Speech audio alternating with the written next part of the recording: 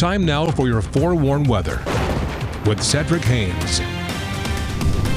All right, we had a snowy start to the day in some parts of the northern Wasatch Front. This is over towards the Ogden area where we picked up several inches of snow, depending on what side of Ogden you were on there.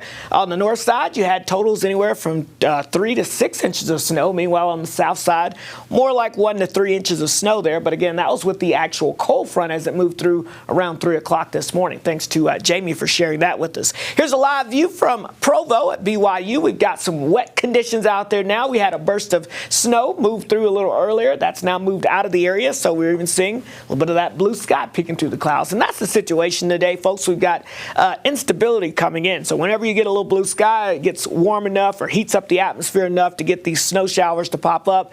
We'll get a band of snow that rolls through, and then it kind of calms down again. Meanwhile, across south and eastern sections, you've got the more organized activity, and this is where we're going to see increasing precipitation and snow over Grand and San Juan counties here, which is why we have some winter weather advisories for the LaSalle and Abo Mountains for later today into tonight.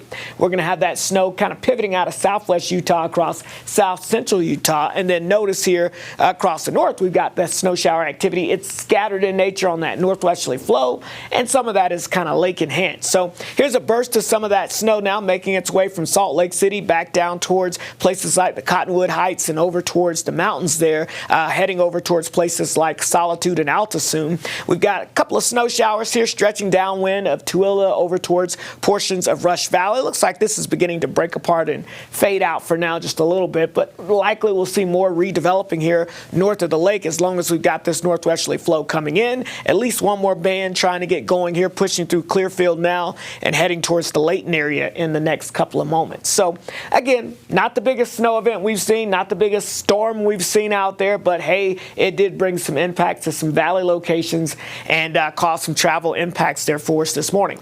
Now, you'll be able to see, again, I think the greatest coverage of more significant snow with a few more inches to go is going to be across our south central mountains, and also as you get over towards, like I mentioned before, the LaSalle and Abo Mountains off towards the south and east. Meanwhile, across the north, sure, we can see a couple of more inches up towards the higher mountaintops there, the upper Cottonwoods. Meanwhile, for the valley areas, we're talking about another trace. You potentially could get up to an inch if you get a good burst of snow coming through, but we're pretty much kind of winding things down. And over towards the Tooele Valley, that's where you'll have to be on effect for maybe another round of lake effect later on tonight. So again, impacts, be careful out there, but it's not too concerning out there along the I-15 corridors. Once you get into the mountains, where we're going to have more of that heavy mountain snow. And then, as you can see here along the Salt Lake Valley, the Tooele Valleys, we just got to watch out for any lake effect bands that could produce a narrow stretch of some heavier snow in some spots. Colder air working its way into the area now, but honestly not too cold. Mid-30s still in Salt Lake City. We've got 39 degrees in Provo, but we are in the upper 20s and lower 30s across the north. St. George, you're in the mid-30s right now. Futurecast shows us that chance of some of these scattered snow showers continuing for another couple of hours across the north, the more widespread activity across central and southern sections of the state.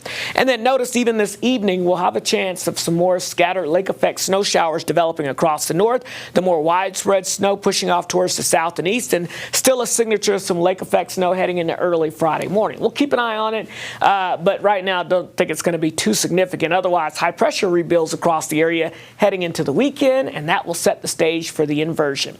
Again, I want to mention we could have some strong gap winds that come through some of the mountains here in Washington County. So we've got a high wind warning that's in effect for potential wind gusts up to 60 miles per hour here, primarily outside of St. George, but be aware could see some strong gusty winds building in. Behind this system, we get rid of that cold and the snow out there, and we say hello to the high pressure and inversion that will build in for the weekend heading into next week across the northern valleys. Rain showers coming to an end here in St. George. Mid-40s for your high, low 40s into the weekend with morning lows down into the low to mid-20s. Meanwhile, the Wasatch Front, snow showers off and on throughout the rest of this afternoon. Otherwise, get ready for the haze and the reduced air quality heading into next week. Alyssa?